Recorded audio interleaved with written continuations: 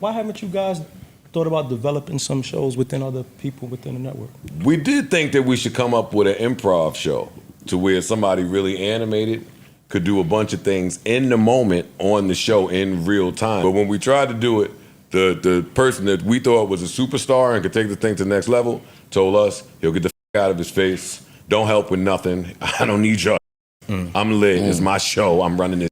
And then there's this other show we tried to start. We did try to start this real estate show before. Is it true? No, not necessarily.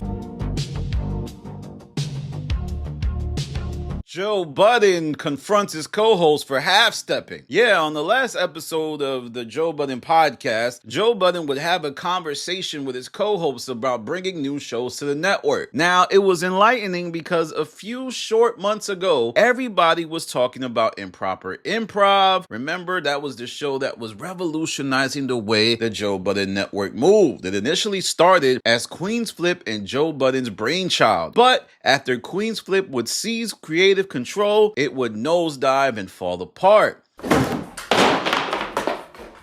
Yep. And there goes him. Just ruined the whole show. Joe would also reveal that he had initially planned for Ish to have a show related to housing. However, things fell through with that as well.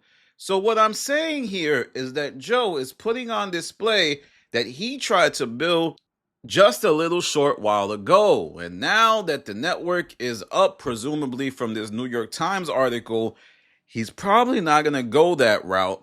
And this whole conversation was broached when Manny said, oh, have y'all thought to build out any more shows, not just Mark Lamont focused? Well, Joe started to talk about the plans that he had. And as time went on, this couldn't help for me, but to be an insight into how the network is now kind of running itself more so than Joe running the network. Like now that they're ahead in their plans, it doesn't seem like the priority is to add more shows. And even Joe suggesting that now that he's 15 million up, it's not going to be the way he thought it was going to be. But I think you should start having these discussions with us more. I think everyone wants to grow and see what potential they can reach outside of the couch. Man. I agree with you. You make sense. I think we about 15 million too late. But what does this say for the leverage that Queen's Flip has lost? The leverage that Ish has lost ever since Mark Lamont Hill's arrival? It says a lot, because if you look at what has transpired, you will have seen that Mark stepped into what everybody else should have stepped into. It looks to me like Mark started doing extra work for the network without necessarily thinking about being paid. And if you notice, I think that's something that Joe is a fan of. Like, he likes to grab value.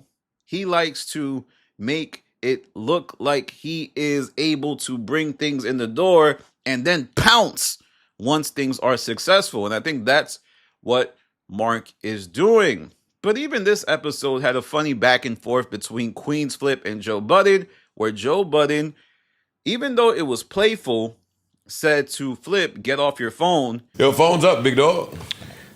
I got you. No, you don't. Nigga said I got you. There's a lot going on, bro. Want me to step off?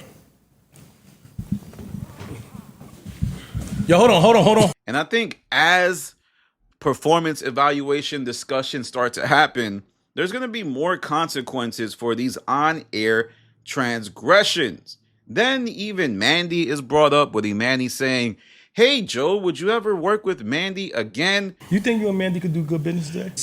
Nuh-uh. That's the ops. Neutral ops. Neutral ops can appear to be supported, but they hate you. You know, he says that, she's a bit of a neutral op. Now, a neutral op is terminology for someone who pretends to be neutral, but actually moves mad oppy.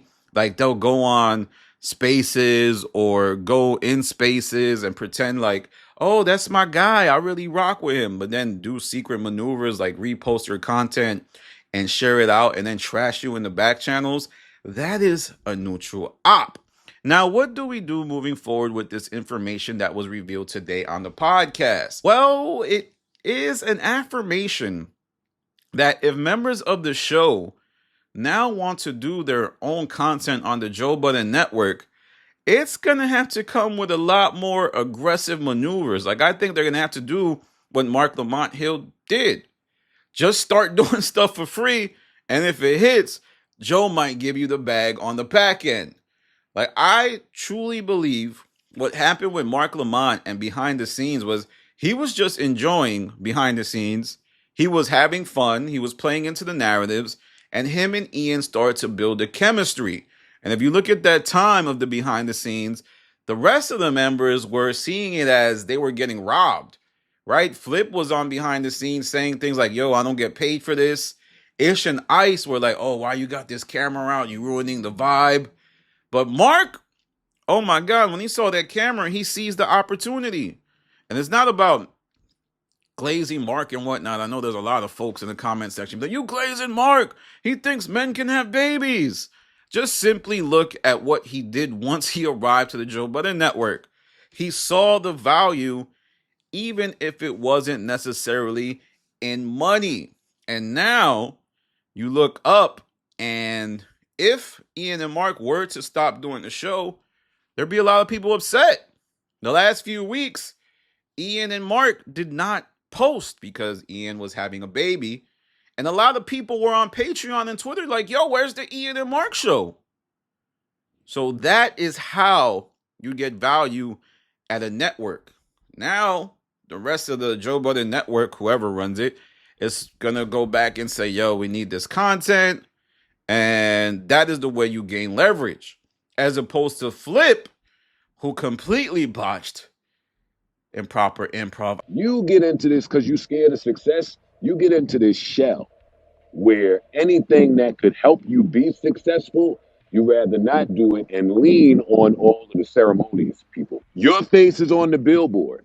We looking at you, not none of these up. And if the show is bad, just like the pod is bad, know who it fall on when the pod is bad? They'll never come say y'all trash. It fall on me. Joe, how you telling my man Ian to change the name when you backed out the first place? Hey, don't be Ian, telling why does he keep saying I backed out of something that's his? Because he needs a crutch, buddy.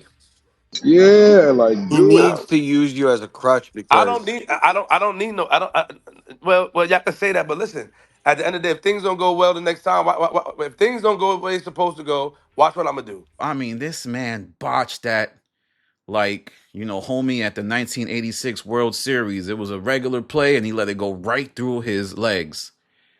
He was given every chance to succeed. Remember the set? He said, I don't want the set at the podcast. You guys don't let me bring the animals up here. I want to be able to bring the animals up here. Knowing damn well that was a situation where, people live. You can't necessarily do that.